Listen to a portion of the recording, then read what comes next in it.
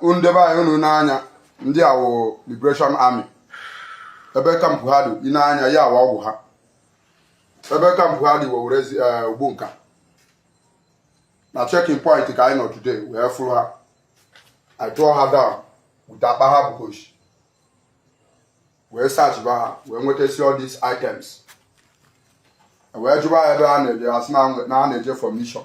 Ọ bụghị onye ọbụla ifuru bụ egbe kpụ Biafra n'ọnụ ịsọ ndụ nwere onwe. Ọtụtụ ndị a ifuru na-evucha egbe abụghị Nnamdi Kanu dunyere ha ihe ha na-arụ.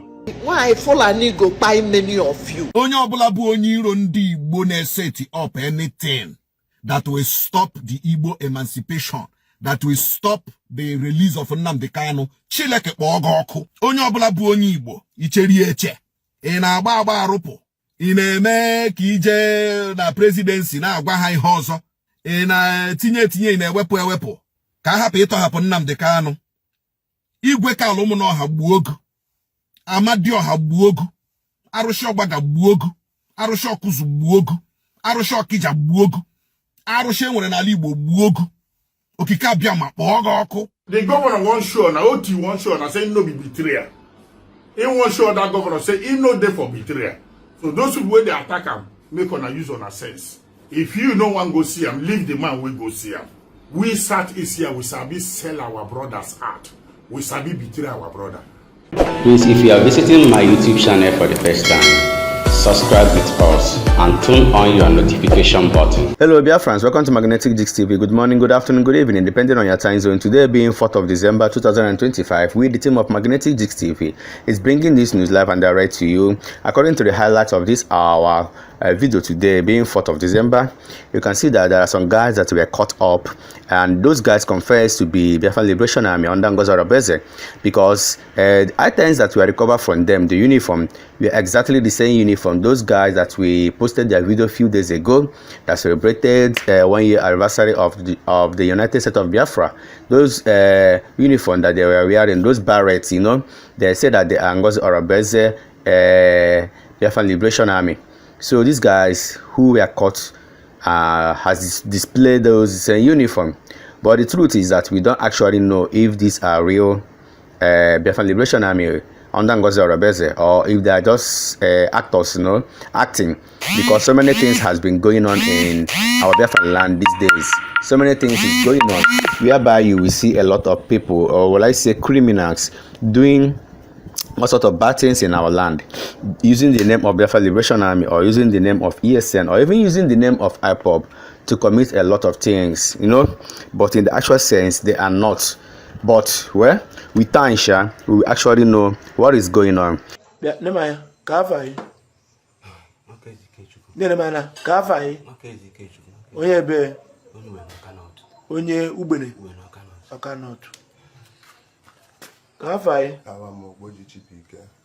Raise your voice. Onye ebe? I'm on your state. Where about? Kesa na Ebonyi State. Ikwo local government. Yes. Kebunus. I see Ogbunka. Ogbunka kam. Ogbunka kam. Kefa na kponu? Biafra Liberation Army. Okay, Biafra Liberation Army. Yes. Okay. Keba jidere unu? Njidere na checking point. Okay, na checking point anya bi. Kebu na-eje? Anyị na-eje mission. Oku na-eje mission. Yes. Okay. Can they wear all these properties? Can they wear? Akuru anwe abi? Undeba unu n'anya ndị awo Liberation Army. Ebe kampu ha dị n'anya ya awa ọgwụ ha. Ebe kampu ha dị werezi Ogbunka. Na checking point ka anyị nọ today wee fụrụ ha. I tore her down with akpa ha bukosh. Wee search ba ha wee nwetasi all these items. Wee jụba ebe a na-eje asị na a na-eje for mission. Anyị nwa amalọ the mission ebe a na-eje. And we put our office. Na camera. Hey, raise your face. And we put our office. Inanya, if we go, before we have, if we are in it, if we boot, before they are beret, Uniform. their logo, with their new can. Zoom that look will make it that Biafra. That is it. You can see the logo. United State of Biafra. United State of Biafra. Nana camera.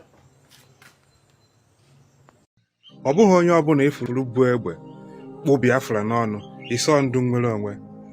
Ọtụtụ ndị a ifuru na-evucha egbe abụghị Nnamdi Kanu dunyere ha ihe ha na-arụ. Stay away from Ngozi Orabeze. This is not our security. Maazị Nnamdi Kanu na PM wepụtara anyị. N'ụkwa ịkara ụmụnne gị nwaanyị Fulani go kpai many of you. Isikwana na agwa ha ngị, this is not our security. And a lot of people like Ikenga, Ijele, so many of them who are against Maazị Nnamdi Kanu's freedom, now they have to come here and listen to this video because Nonso Nkwa has caused them. Not only Nonso Nkwa, General Asabuja want them to stop betraying their brothers because these people don't like the freedom of Maazị Nnamdi Kanu. Irrespective of anything, no matter what, freedom of Nnamdi Kanu at least deserve a very serious fair hearing, you know. Though there is a good news today because they went to court and they say that Maazị Nnamdi Kanu, they are planning to see if they can bring him down to Abuja, you know, maybe Kuje prison in Abuja, so that from there he can be able to, you know, do all those normal process of appealing in the court. This is still the news of today. With time we will know if they are going to implement that. They attack Abia State Governor Oti, saying go visit Nnamdi Kanu. Again, what I want to tell you now. Remember, say, armed robber where they arrest put for sale, where they arrest, where they sell. If people they go see them, people they go see them. Somebody where they sentenced to death, people they go see them. Somebody will do dirty work, kidnapping in the prison or cell, people they go see them. Come be who they no catch we and key person. They no catch we and buy person. They no catch we do this. Saying they fight for Biafra. They fight for your people. Now governor don't go see them. The governor won't show now OT won't show now saying no be betrayal. He won't show that governor say he no there for betrayal. So those who where they attack him, make on a use on a sense. If you no one go see him, leave the man we go see him. We sat is here, we sabi sell our brother's heart. We sabi betray our brother. We sabi to be informant in our handwork. Now informant now would they use it and it's wrong. We sat is we don't love ourselves. It don't go well. Arrest one Fulani man go sell now. Within 5 minutes, 10 minutes, you go see DPO come and they don't release and they don't go. To beg somebody for not for sale now how much? Then they pay money for to release. If they pay too much, they pay 2,000, they pay 3,000. But here, ordinary, if they crazy idiot, if they insult me, 2 fighting, 2 quarrel, police go take 20,000, they go take 50,000, they go take 100,000. But for not free of charge. For not free of charge to release person. One Alhaji go make court, the person go free. Highest 2,000 or 3,000. But for here, they're gonna call 200,000, 100,000. They use us make money. Uniform people they use we here make money, cash out.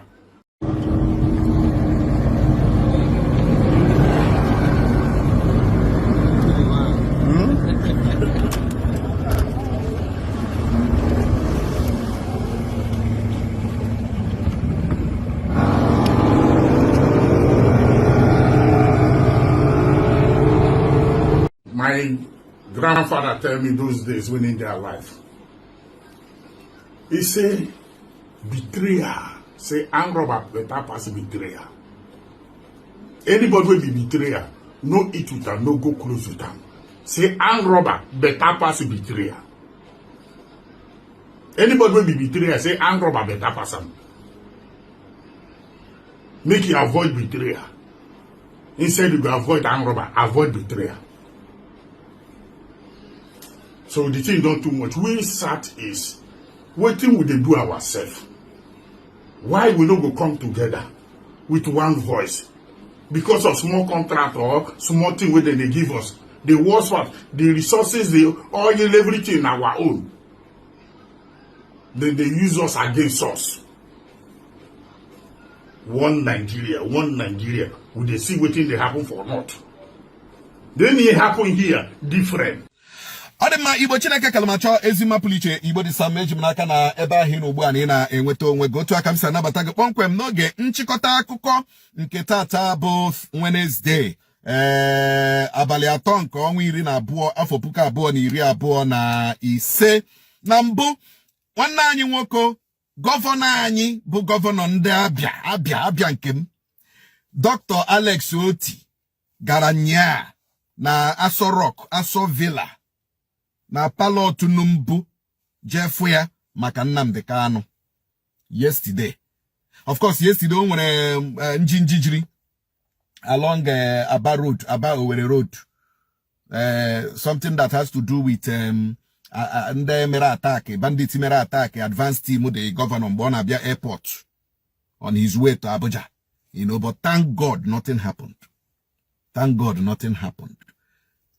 Onye ọbụla bụ onye iro ndị Igbo na-set up anything that will stop the Igbo emancipation, that will stop the release of Nnamdi Kanu, Chileke kpọọ gị ọkụ. Onye ọbụla bụ onye Igbo, icheri eche. Ị na-agba arụpụ. Ị na-eme ka ije na presidency na-agwa ha ihe ọzọ. Ị na-tinye ị na-ewepụ. Ka hapụ ịtọhapụ Nnamdi Kanu. Igwe ka alụmụ na ọha gbuo ogu. Amadi ọha gbuo ogu. Arụsị ọgbaga gbuo ogu. Arụsị ọkụzụ gbuo ogu. Arụsị ọkịja gbuo ogu. Arụsị enwere n'ala Igbo gbuo ogu. Okike abịa ma kpọọ gị ọkụ. Alex Oti. Amụọ nwoke si bụrụ nwoke. Alex Oti bụ nwoke. Alex Oti bụ nwoke. He has shown capacity. Capacity abụghị na-egbawuli izuzu gị mgbawuli na-efegharị n'akụkụ ndị mba, na-efegharị n'akụkụ ndị ugwu, na-achọ favor, na-achọ appointment. Rụọ ọrụ gị as a leader of ndị Igbo, you ga-arụ, you are a personalized selfish entity. Unu chere ya ma ihe unu chọrọ ime yesterday. Unu na-eyuzu ndị bandit eme attack advanced team. Unu chere ya ma anyị macha ihe niile unu na-arụ. All of you people. Unu niile na-achọ ha ka atọhapụ Nnamdi Kanu. Onye ọbụla kwuturu okwu ịtọhapụ Nnamdi Kanu, unu emewe attack. Chineke gbuo gị. Chineke gbuo gị. Na weala. Amụọ nwoke si ya bụrụ nwoke. Mbọsa amụkwara ndike na mba ka amụrụ ibie. Akụkata aka n'obi egosi ndị mmụọ ebe ndụ mmadụ. Ọgụnụdụ. Maka na ebe nwatakịrị na-ebe akwa atụ aka ma nne ya nọ ebe ahụ, nna ya nọrọ ebe ahụ, maka na okenye ada nọ n'ụlọ ewu amụọ n'ọgbụrụ. Ekenekwa ngụ Alex Oti aka na chi steeti Abia His Excellency. Ekenekwa ngụ dimkpa ka ịbụ, dimkpa n'asa, dimkpa n'asa. Ihe ewu. Thank you for standing up when some Igbo leaders are sitting down. Thank you, sir, for walking when some Igbo leaders are dulling. Thank you for not pretending. Thank you, sir, for not pretending. Thank you, sir, for not selling your people. Thank you, sir, for showing workings. Alex Oti, Akanachi State Abia, emaila. Oh, dere mmadụ gị ka anyị chọrọ as leaders of ndị Igbo. Oh, dere mmadụ gị ka anyị na-elere anya. Oh, dere mmadụ gị anyị na-ahụ n'otu anyị na-enwe ezigbo moral. Anyị na-enwe moral. Na si yes, Igbo nation will never go down. Thank you, Alex Oti. Gbaliwa. Ị gala hụ Nnamdi Kanu na Sokoto prison. Shikwa ebe ahụ, plan kwa yesterday gị ga-ahụkwa Tunumbu. Ekele dịrị gị. Imeela, honestly. Imeela ihe nyere ndị omume. Imeela ndị na-echu Abuja ka mmiri, imeela ihe nyere ihe omume. Every day na Abuja. Every minute na Abuja. Every hour na Abuja. Ana abọnụgharị ego ndị mmadụ. Na-emefugharị ego. Na-waste money. At the end of the day, when he had na Abuja. Ọ we he ga-asọrọ ọkụ isi okwu, ị gataga gịnị? Ọwụ mgbe ọbụla ị ga-asọrọ ọkụ gị na president ekwe n'aka gị nara appointment ike, nara appointment nke ọzọ ajaghachi eze na-ese gị picture nya. At the end of the day, when he gatara, it doesn't make sense. It doesn't make sense. Ọkwa ndị dị ka anyị, we are growing. We are the imaginable leaders. Ane, we are the imaginable leaders. And we know who is who. And we know who we are following. And I am the role model. Yes, I'm the role model. So I want to thank you specially. Akanachi State Abiabo Alex Shoti. Imela. Imebule. Dimpanasa. Ohe Odogu. Odogu kebo. Then cause a word you. The only Odogu the teach Ndibo leadership Alex Shoti. Then cause of Odiegu. Malakaina aga nubi. Kajina aka. Makana oboro mgbe egburu ka ọ na-atụnwu. Agbacha ọsọ agụọ mile. Ọ dị mma finally na nchịkọta akụkọ nke taa. Ụlọ ọrụ onye isi ndị uwe ojii na ala anyị ekwuole na onye ọbụla repọtụwa ahụ erichmanụ kpọnde polisi gị onye polisi onye ọgaranya bụ escort ga-repọtụọ ya sharp ga-repọtụọ any rich man, any big man or police na-echekwa get report that na agwala ndị police echekwa wulo ndị big man that they should face insecurity, you know. But I am sorry to disappoint the IG of police. Owo ha anyị nwa garụrụ gị ọrụ gị sa. Owo ha anyị nwa no be us go do your work for you, sir. You have your commissioners, you have your AIGs, you have your DIGs, you have your DPOs, you have your commanders. You have your area commanders. You have okay. I got no. When the big man no but offense, what you share everywhere. Tige gate. I got any man police on nga leche. That's all I got there. Rogosa. Anyadaro. We no go report. Oga, we no go report. Anyada report. Okay, I report on Nkwa salary card. Why you question report rogo? President said that say no rich man should have police escort. She withdraw every police in the she report to all of them. That she withdraw all of them. Now the IG say any report to her, any the big man police is so when I report to her. That report to it is not our duty to report, sir. We will disappoint you, sir. We will not report. If you do not know how to monitor your people, if you don't know how to monitor your people, then allow them to be following the rich men now. Allow them, sir. For tiny, and the rich men can go maybe to top more money. Nonetheless, so she always show she withdraw, but make no withdraw. Come to you 100k, come to you 150k. Na him ne you know. I know I got a report. And my arrangement to the rich man and the police. We no go report. If you want them workers already, and then the rich man say, I share just get at the rich man of my we no go report. If you don't know how to do your job, I got rogue. I be a reporter. If we see a rich man with a police officer, when I phone number uno. I'll guy that bo. Anya bo. See, if you're a police officer and you and the rich man more fuma, no, then I tikuru go na una get the answer jebe. You say I be a reporter. We know they report anything.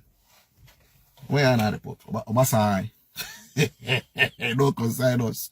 Ma woro na ema hoti ge shi ọrụ gị. Nwete ndele na nupu ishi ni iwe nyere. No be us go do your work for you, sir. Ade meba ka na pikota pampa bi ho mai na akwa kobia de kpomkwem na Nonso kwa ochiwo. Chebere Nonso kwa chiwo na ti na Nonso kwa TV na YouTube ka chi na efe ga ngozi wale mko bachita. Gajibola niile siriri werere. So Biafran, Obono na yonu gafu na Enugu State Governor Mr. Peter Mbana try very well. The kind of kala obutere we be these forest guards and even some drones, a very big equipment konyere these people ka ha jiri we fight ba kidnappers, funani herdsmen and some other people umunna ikwa ndị na-eme ihe arụ n'obodo yota ndị nọ n'ofia na-eme ihe arụ some umunna anyị ndị nọ n'ahịa na-eme ihe arụ abụrụkwa ndị ezigbo kose nwere ndị ezigbo ndị na-eme ife ziri ezi mana enwezi ndị na-emezi ife ọjọọ So in na iPhone na egbe biri fa abụrụ egbe karịrị AK-47 self karịa AK-49 and then ezigbo training on how to use it. Yotago, that's a very good idea. Let other governors implement this as well. But one thing is sure, I need nebu munne ka gara ijikwa onye biri egbe ka ọ ghara ịtọnụ kwa egbe ahụ against nwanne innocent nwanne na enwere ihe o mere bikono. Governor Peter Mba just equip them now with better weapons that will dismantle any kind of kidnapping, any kind of kidnappers in Enugu State.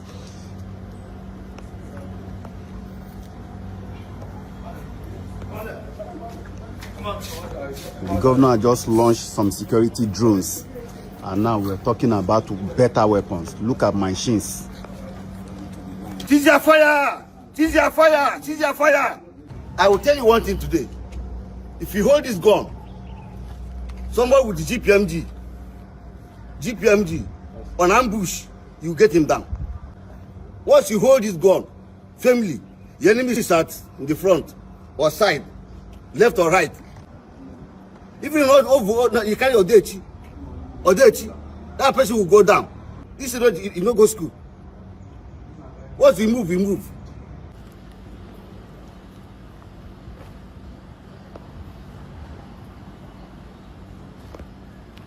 Who's coming?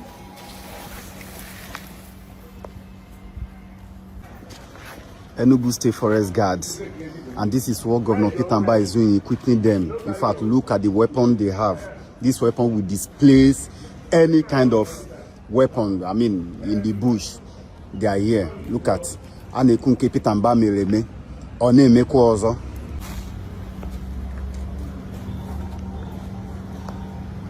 So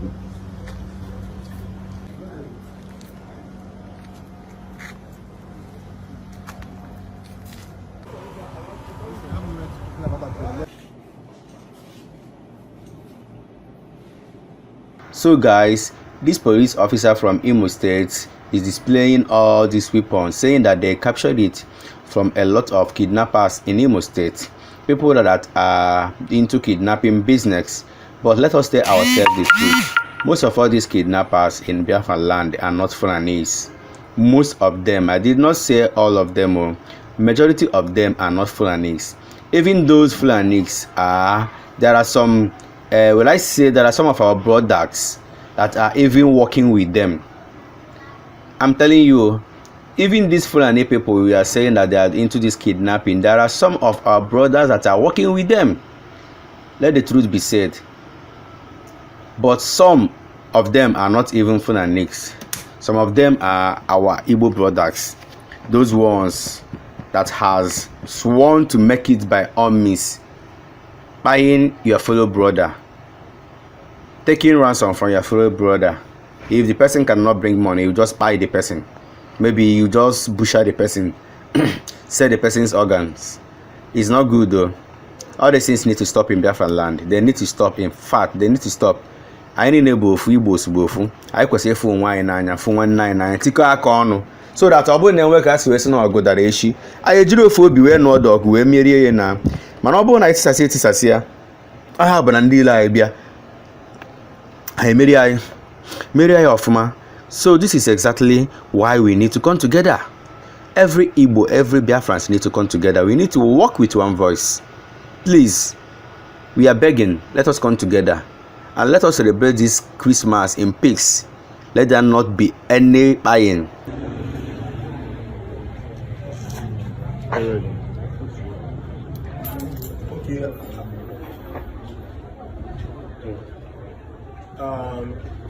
Good day, gentlemen of the press, and good day to the good people of Imo State. In furtherance to the unwavering commitment of the Nigerian Police Force Imo State Command to completely stem down the tide of violent crimes across Imo State, operatives of our divisional headquarters on the 2nd of December 2025 at about 20-30 hours recorded significant achievements in the fight against kidnapping and violent crimes across Imo State. Acting on a tip-off at about 20:00 hours that some suspected kidnappers are moving around the town in Agwa. Operatives of Agwa Divisional Headquarters immediately embarked on intelligence-led patrol along Ogudu and Mbala Road, that is in Agwa, Oguta local government area of Imo State. While on patrol, they were able to intercept the suspected kidnappers, whom, upon sighting our officers, opened fire. So our officers, our personnel, engaged these kidnappers in a fierce gun battle, during which 2 of the suspected kidnappers were neutralized, and then 2 pump-action guns, which you can see here, was recovered from them. Also recovered from these suspected kidnappers are 10 rounds of live cartridges and some expanded cartridges. We also recovered their phones, 2 phones of the suspected kidnappers. We recovered this vest. This is a polo that they were putting on, special force vest, before the incident happened. So an average Imolite will think that these people are either police or security personnel, because it's common for security personnel to put on these special forces vest in Imo State, particularly when they are half-dressed. We also recovered a military camouflage polo from them, a special force vest pickup, and of course the face masks which these 2 suspected kidnappers use in covering their face, and of course their wristwatch. So, but tragically, upon searching the bus, we saw a woman who was kidnapped by these suspected kidnappers. As at that time, she was unconscious, so we immediately rescued her and rushed her to the nearest hospital. But tragically, the woman died while receiving treatment, and she was confirmed dead by medical doctor. So presently, the body of the woman has been deposited at the mortuary, as well as that of the 2 suspected kidnappers. They were neutralized in the course of our operation with them. And for now, we have commenced thorough investigation first to ascertain the identity of this woman, so that we can inform the family of the tragic developments. We are also doing thorough investigations to apprehend other members of the syndicate that fled at the scene. And of course, we are working tirelessly to make sure that we completely stamp out all forms of violent crimes, both in Agwa, Oguta community, and in every community we have in Imo State. And of course, you know, the CP, Aboki Danjuma, has a place enhanced security strategies to make sure that Imolites, both home and in diaspora, wishing to return back to their respective community for a peaceful Christmas celebration, enjoy their Christmas. We are also aware of some pockets of incidents happening along the Owerri-Aba Express Road, and the Commissioner of Police Imo State Command has deployed enhanced security strategies, which entails all to partner with other security agencies and the local vigilantes. There is enough security on ground. If you move down to Owerri-Aba Express Road, you will see the massive deployment of security along that road. So we want to assure commuters who intend to apply that route that there is no cause for alarm. Our men have been deployed, and we are assuring them that there is not going to be any form of kidnapping or armed robbery within that incident. And again, moving down to Nekede Divisional Headquarters, our operative there apprehended 10 suspected kidnappers that have been transferred to anti-kidnapping units. Recovered from these kidnappers are machetes, arrows, and some suspected or some criminal exhibits. So we are assuring the good people of Imo State that we are on top of the situation as far as security matters is concerned in this state, and we are fully committed to making sure that Imo is safe throughout these military seasons and beyond.